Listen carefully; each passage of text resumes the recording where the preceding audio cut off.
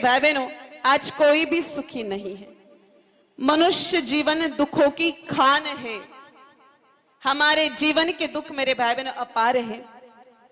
कोई तन दुखी, कोई मन दुखी, कोई धन बिना बहुत उदास, थोड़ा थोड़ा सब दुखी, सुखी श्याम जी का दास। आज एक दिन का बच्चा भी सुख की तलाश करता है, 99 साल का हो जाता है फिर भी सुख की तलाश पूरी नहीं होती। आप कहोगे एक दिन का बच्चा चल नहीं सकता, बोल नहीं सकता, खा नहीं सकता, फिर एक दिन का बच्चा सुख की तलाश कहाँ करता है? बिल्कुल सत्य बात है मेरे भाई बहनों। एक दिन का बच्चा बोल नहीं सकता, चल नहीं सकता, खा नहीं सकता, लेकिन एक दिन का बच्चा रो जरूर सकता है। और एक दिन का बच्चा रोता है माँ के दूध के लिए। जब छोटा था तो दूध के लिए रोया, फिर थोड़ा बड़ा हुआ तो मेरे भाई बहनों वो झूला झूलने के लिए रोया, फिर थोड़ा बड़ा हुआ चॉकलेट बिस्किट के लिए रोया, और थोड़ा बड़ा हुआ वो खेलना खिलौना पिस्तौल बंदूक के लिए रोया, फिर और थोड़ा बड़ा हुआ होली आई तो पिचकारी के लिए रोया, दिवाली आई तो बंदूक के लिए रोया, फिर और थोड़ा बड़ा हुआ माँ ने कपड़े पहना के तैयार किया कि जा बच्चा स्कूल जा। अब बच्चे को स्कूल नहीं जाना, फिर उसके लिए और रोएगा। अब और बड़ा हो गया, अब जैसे तैसे स्कूल जाना सेट हो गया, पढ़ लिख गया, डिग्री डिप्लोमा प्राप्त कर लिया, लेकिन नौकरी नहीं लग रही, फिर नौकरी के लिए रोया। अब मेरे भाई बहनों किसी राजनेता के पास जाकर के हाथ जोड़ेगा कि बाबूजी भले 5-6 महीना की तनख्वाह थी राख लीजो पर हमारे नौकरी लगा दो। अब जैसे तैसे नौकरी भी लग गई, लेकिन मेरे भाई बहनों शादी के लिए छोकरी का जुगाड़ नहीं हो रहा है, फिर उसके लिए और रोया। अब जैसे तैसे हनुमान जी महाराज के मंदिर पहुंच गया, हनुमान जी महाराज को दीपक अगरबत्ती जला करके प्रार्थना की शनिवार मंगलवार के दिन, हे बालाजी महाराज जल्दी से मारो ब्याह करा दो थे। तो अब बालाजी महाराज खुद बाल ब्रह्मचारी, भैया तेरी शादी कहां से कराए? कम से कम एप्लीकेशन लगाते वक्त तो मेरे भाई बहनों जगह देख करके लगानी चाहिए कि हम किस जगह क्या बात बोलने जा रहे हैं। अब चलो जैसे तैसे शादी भी हो गई, लेकिन शादी होके 15 साल गुजरने के बाद भी उसकी संतान नहीं होगी तो और दुखी हो जाएगा। किसी डॉक्टर के पास जाके कहेगा गोली दे दो, किसी तांत्रिक के पास जाके कहेगा झाड़ा दे दो, किसी देवता के पास जाके कहेगा प्रसादी करवा दूंगा। अब जैसे तैसे मेरे भाई बहनों संतान भी हो गई। अब इस व्यक्ति को घर से बाहर कदम रखने की बिल्कुल भी आवश्यकता नहीं पड़ेगी संतान होने के बाद, क्योंकि पूरी जिंदगी भर आखिरी उम्र उसकी संतान ही काफी उसको घर में रुलाने के लिए। यानी जन्म से लेकर के मृत्यु तक मेरे भाई बहनों सुख की तलाश पूरी नहीं होती। फिर प्रश्न उठता है क्या इस संसार में कहीं भी सुख नहीं है? मेरे भाई बहनों ऐसा तो बिल्कुल भी नहीं है। संसार में सुख तो था, लेकिन जिधर था उधर हमने तलाश की नहीं। जिधर है सुख वहां तो हमारी निगाहें पहुंची नहीं। जाना है मेरे भाई बहनों हम लोगों को पुष्कर, और रास्ता पकड़ इधर हम लोग नागौर का। बोलो पुष्कर आएगा क्या? आएगा? पूरी जिंदगी भर उसी रास्ते पर भी चलते रहो तो भी पुष्कर आने वाला नहीं है। आज हमारी स्थिति मेरे भाई बहनों कबीरदास जी की मछली जैसी है। कबीरदास जी की मछली पानी में तो रहती थी लेकिन हमेशा प्यासी ही रहती थी। कबीर साहब कहते हैं माने सुन सुन आवे हासी रे, जल में भी मीण प्यासी रे। तो मनुष्य सुख की तलाश करते करते अनेकों जगहों पर चला जाता है। ऐसा नहीं है कि मनुष्य सुख प्राप्त करने का प्रयास नहीं करता, वो बड़ा प्रयास करता है, दुख मिटाने का भी बड़ा प्रयास करता है, और उसी प्रयास में सबसे पहले वो पहुंच जाता है पैसों के पास। कि बीवी बड़ी ना भैया सबसे बड़ा रुपया, देख भाया अशो है सबसे बड़ा पैसा है। तो आज मनुष्य मेरे भाई बहनों सबसे ज्यादा सुख की तलाश करता है पैसों में। हालांकि मैं आपको ये नहीं कहूंगी कि पैसा मत कमाओ। देखो घर गृहस्थी को बसाने के लिए, लोक लाज को निभाने के लिए, दुनियादारी को चलाने के लिए पैसा बहुत आवश्यक है। मैं भी ठाकुर जी के पास आप लोगों के लिए निवेदन करूंगी कि ठाकुर इतना दीजिए जामे कुटुंब समाए, मैं भी भूखो ना रहूं और आयो न भूखो जाए। मेरे भाई बहनों पैसा अगर यहां तक कमाते हो तो ठीक है, लेकिन जो जो पेटियां भरने के चक्कर में पड़े उनकी हालत जरा खराब हुई है। अगर पैसों में ही सुख होता तो मेरे भाई बहनों पैसों के साथ साथ बीपी क्यों बढ़ता? अगर पैसों में ही सुख होता तो पैसों के साथ साथ डायबिटीज का लेवल क्यों बढ़ता? अगर पैसों में ही सुख होता मेरे भाई बहनों तो दुनिया के सारे करोड़पति सुखी होते। कोई गरीब आदमी डॉक्टर के पास जाता है ना, डॉक्टर साहब उसका चेकिंग करवाते, चेकिंग करवाने के बाद आदमी खुद डॉक्टर से पूछता है कि डॉक्टर साहब रुपया पैसा थोड़ा बहुत तो देना पड़ता है। ये आदमी खुद डॉक्टर से जाके पूछेगा कि डॉक्टर साहब कोई पथ परहेज? डॉक्टर कहते अरे नहीं भाया, तो अल्लल बल्लड़ सब कुछ खा, ठीक हो जावे लो। और कोई करोड़पति आदमी डॉक्टर के पास चला जाए तो क्या होता है माताओं? डॉक्टर साहब जांच करने के लिए 1000, 2000, 5000 रुपए अलग से ले लेते हैं।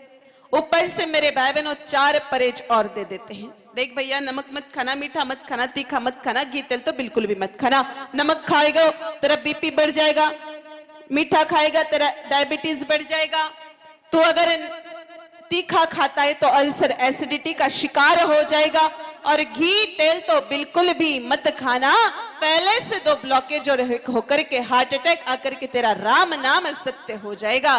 तो जरा विचार करो मेरे भाई बहनों, जब पैसा हमें दीपावली दशहरे पर घी तेल नहीं खाने दे रहा है, अब आदमी दीपावली दशहरे पर घी तेल नहीं खाए तो क्या फिर भैंसों का खलकपाशा बाटा खाएगा?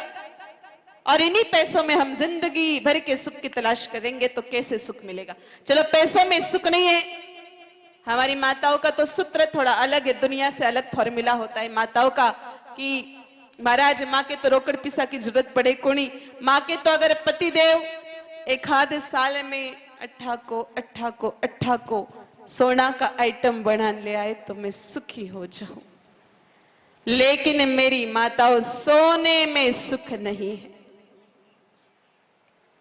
माताओं के चरित्र थोड़े थोड़े हो गए कि महाराज ऐसा मत करो, पतिदेव बड़ी मुश्किल सुलावे है। लेकिन मेरी माताओं, सच है कि सोने में सुख नहीं है। अगर सोने में ही सुख होता तो रावण पूरी की पूरी लंका सोने के लेकर के बैठा था। कभी वो रावण सुखी रहा क्या? नहीं। आप कहोगे वो तो पापी था, हमारे उसकी क्या होड़ है। चलो माता सीता तो कितनी बड़ी धर्मात्मा स्त्री थी, पतिव्रत धर्म के पालन के लिए महल छोड़ करके माता सीता जंगल में बैठ गई। जंगल में भी माता सीता के बहुत ज्यादा मंगल था, लेकिन कब तक?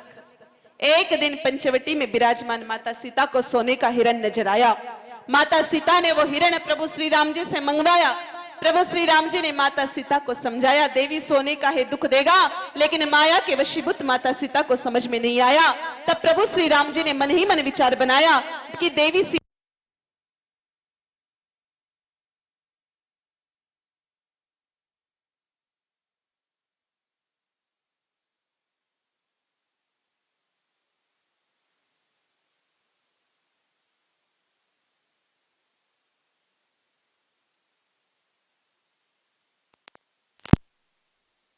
क्यों बैठ रहे?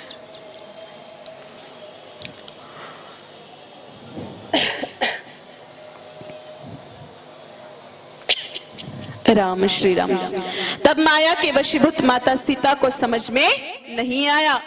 तब प्रभु श्री राम जी ने मन ही मन विचार बनाया कि देवी सीते, इतना सा सोना आपको क्या सुख और दुख की पहचान कराएगा? मैं अभी रावण की बुद्धि पलटता हूँ। रावण आएगा, आपको उठा करके ले जाएगा, कुछ दिनों तक सोने की लंका में रहोगी तो अपने आप पता पड़ जाएगा सोना सुख नहीं दुख ही दुख देता है। उस सोने ने भी माता सीता को सुख नहीं दिया। अब आप माताएं कहोगी मन ही मन, महाराज वो तो त्रेता युग की बातें थी, कलयुग में तो माँ के सोनो ही सुख देवे। तो चलो कलयुग की चर्चा करते। आपके पास कोई ज्यादा नहीं माता हो, 1 तोला सोने की चैन हो, अंगूठी हो, तो वो पहन करके आज रात्रि को आप यहीं पर विश्राम कर लेना। बोलो नींद आएगी क्या? नींद आएगी? कैसे नहीं आएगी? ओढ़ने बिछाने की सारी व्यवस्था कर देंगे फिर भी नहीं आएगी? नहीं आएगी ना। क्यों नहीं आएगी? क्योंकि आखिरी रात उंगली उसी चैन पे जो जाएगी, है कि गयो, है कि गयो, है कि गयो, है कि गयो, है कि गयो। यानी 1 तोला सोना जो हमें 1 घंटे भी चैन से नहीं सोने दे रहा है, ऐसे सोने में मेरे भाई बहन जिंदगी भर के सुख चैन की तलाश करने जा रहे हो, कैसे सुख मिलेगा? चलो सोने में सुख नहीं है तो बड़ा सा मकान बना लेंगे तो सुखी हो जाएंगे। मेरे भाई बहनों, बड़े मकान वालों को भी आज तक सुखी होते भी नहीं देखा। जब तक 2 कमरे थे ढंग से झाड़ू पोछा लग जाता था, होली दिवाली रंग जग जाता था। लेकिन जिस दिन से 2 कमरों के 20 कमरे बन गए, 1 कमरे में भी ढंग से झाड़ू पोछा नहीं लग पाता है, माता बहने बीच में कमर टेढ़ी करके खड़ी हो जाती है, और बिजली का बिल इतना आता है कि आदमी बिना भ्रष्टाचार किए चुका ही नहीं पाता है। तो बड़े मकान में भी सुख नहीं है। क्या करे, कोई नेता बन जाते तो सुखी हो जाएंगे। मेरे भाई बहनों, नेतागिरी में भी सुख नहीं है। जब तक सरपंच थे, गांव के लोग खूब अच्छे से राम राम शाम शाम शाम शाम करते थे, इतना अच्छा लगता था, बहुत अच्छा लगता था। लेकिन जिस दिन से पद चला गया और लोगों ने राम राम करना छोड़ दिया, उस दिन से दुख 100 गुना ज्यादा बढ़ गया। फिर अब क्या करें, सब कुछ छोड़ छुड़ा करके चलते हिमालय में, वही बैठ करके माला फेरते रहेंगे तो सुखी हो जाएंगे। क्यों माता जी, चले मत जाना, वहां पर भी सुख नहीं। हालांकि दुनिया का कोई भी साधु आपको ये बताने की हिम्मत नहीं कर पाएगा, लेकिन जो आदमी सब कुछ काम धंधा छोड़ करके, जो आदमी समाज का काम ना करे, जो आदमी घर गृहस्थी का काम ना करे, जो आदमी दुकान ना संभाले, ना मकान संभाले, ना बाल बच्चों को संभाले, और सब कुछ छोड़ करके केवल हिमालय की गुफा में जाकर के माला फेरे, भगवान उससे दुखी होकर के, रुष्ट होकर के कहते रहे, दुष्ट, मैंने तुझे इंसान बना करके कर्मयोग करने के लिए धरती पर भेजा कि तू कुछ जाएगा, कुछ वहां पर नाम कमा करके आएगा, मेरा कुछ काम करके आएगा, लेकिन तू यहाँ केवल मात्र कायरों की तरह गुफाओं में बैठ करके, कंधराओं में बैठ करके माला फेर रहा है। जा तू नाम एक बार लेगा और तुझे फल भी एक बार मिलेगा। लेकिन जो व्यक्ति घर गृहस्थी का काम करते हुए, कोई बहू अपने बूढ़े सास ससुर के पैर दबाते हुए, कोई ग्वाला अपनी गौ माताओं का गोबर उठाते हुए, कोई संत धर्म का उपदेश करते हुए, कोई समाज सेवक समाज का काम करते हुए भगवान का नाम लेता है, भगवान उसको कहते हैं कि बेटा तेरे हाथों में इतना काम है, फिर भी प्रतिपल तेरे जुबान पर मेरा नाम है, जा तू नाम एक बार लेगा और फल तुझे 100 गुना ज्यादा मिलेगा। तो मेरे भाई बहनों, फिर प्रश्न और गंभीर हो जाता है, जब अठे सुखने और वठे सुखनी तो सुख आखिरकार है कठे। तो इसी सवाल का जवाब मेरे भाई बहनों हम पूरी गाय माता जी की कथा में ढूंढने वाला है कि सुख है कहां, सुख का प्रमुख साधन क्या है, सुख का सोर्स क्या है, सुख का जो मुख्य स्थान है वो कहाँ है। ये मेरे भाई बहनों हम 7 दिन की गाय माता जी की कथा में ढूंढने वाले हैं। तो इस कथा का प्राकटीकरण कैसे हुआ मेरे भाई बहन,